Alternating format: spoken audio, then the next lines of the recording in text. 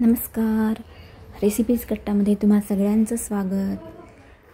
आज आपण करणार आहोत हॉटेलसारखंच कॉर्न चीज मसाला.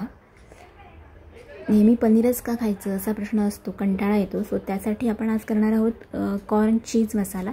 त्यासाठी मी इथे कॉर्न जे रेडीमेड मिळतात ते घेऊन स्वच्छ 2-3 पाण्याने धुवून ते मी शिजवून घेतले आहेत पूर्ण. तुम्ही नुसते उकळून घेतले तरी चालतील थोड्या वेळासाठी. आणि त्यानंतर मी इथे एक टोमॅटो घेतला आहे, तो चिरून घेते आहे.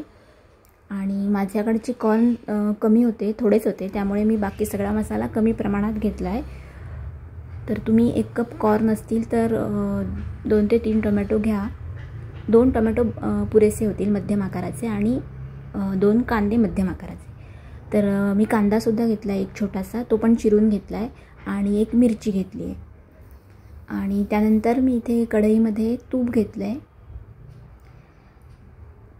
तेल घेतलं आहे मी इथे कढईमध्ये 1 चमचा. आणि त्यात मी आता कांदा आणि आलं घातलं आहे 2-3 तुकडे. ते छान परतून घ्यायचं आहे. कांदा लालसर होईपर्यंत आपण परतून घेणार आहोत, म्हणजे त्याची चव छान लागते. मुलांनासुद्धा ही भाजी खूप आवडेल. हॉटेलमध्ये जाऊन आपण पनीर खातो किंवा घरीसुद्धा आपण पनीरची भाजी करतो, पनीर ग्रेव्ही, पनीर मसाला, कढई पनीर. तर सारखं पनीरचाही कंटाळा येतो.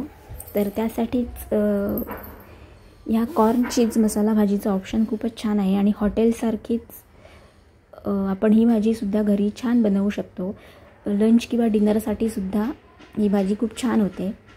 तर मी इथे कांदा आणि टोमॅटो आणि काजूगर 5 ते 6 काजूगर घेतलेले मी, आणि मिरची, हे सगळं छान परतून घेतलं आहे. आणि ते थंड करून घेतलं. आणि आता ते आपण मिक्सरमध्ये वाटून घेणार आहोत. तर मिक्सरमध्ये वाटून झाल्यानंतर मी इथे पुन्हा त्याच कढईमध्ये तूप घेतलं आहे 2 चमचे, आणि त्यात जिरं घातलं आहे. जिरं तडतडलं की थोडंसं हिंग घातलं आहे मी, अगदी चिमूटभर. आणि जिरं तडतडलं की आपण त्यात ग्रेव्ही घालून घेणार आहोत. जी आपण वाटून घेतली आहे तीच ग्रेव्ही घालून घ्यायची आहे. आणि ग्रेव्ही वाटताना त्यात पाणी थोडंसं अगदी कमी घालायचं आहे. अगदी वाटलं तरच पाणी घालायचं आहे, नाहीतर ती पातळ होऊन जाईल. आणि ग्रेव्ही दाटसरच असायला हवी.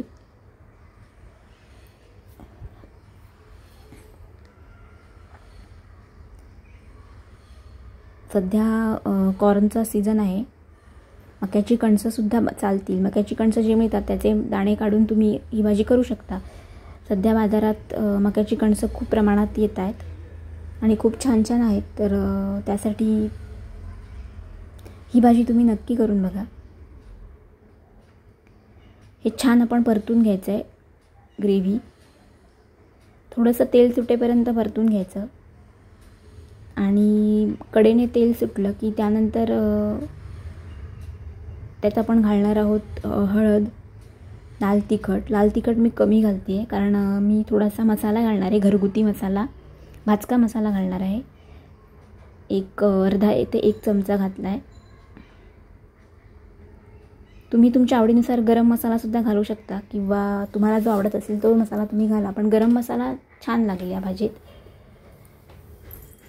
तर अजून 1-2 मिनटं परतून घ्यायचं आहे. आणि हे परतून झालं की त्यात आपण थोडंसं पाणी घालून घेणार आहोत.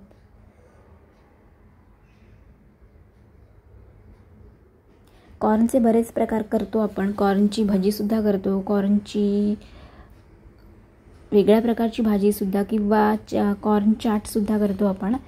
तर त्यातलाच हा एक प्रकार, पण थोडासा वेगळा आणि मुलांना आवडेल असा प्रकार आहे एक.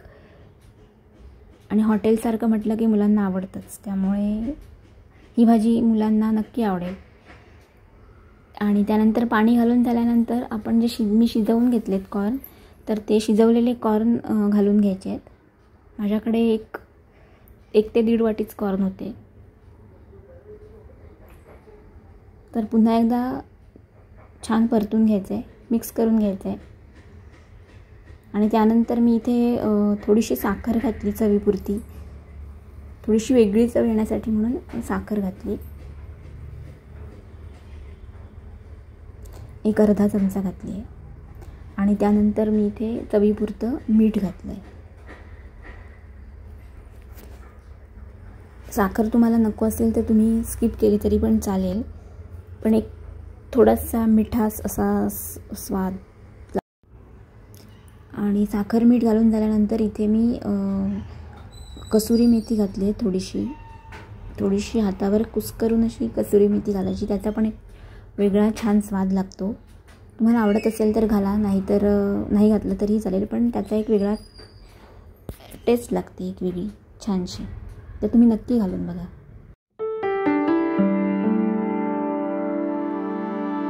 आणि यानंतर यावर आपण घालणार आहोत आपला मेन इन्ग्रेडियंट, तो म्हणजे चीज. तर वरून मी चीज किसून घातलं आहे. भरपूर प्रमाणात चीज घाला, म्हणजे मुलंही आवडीने खातील.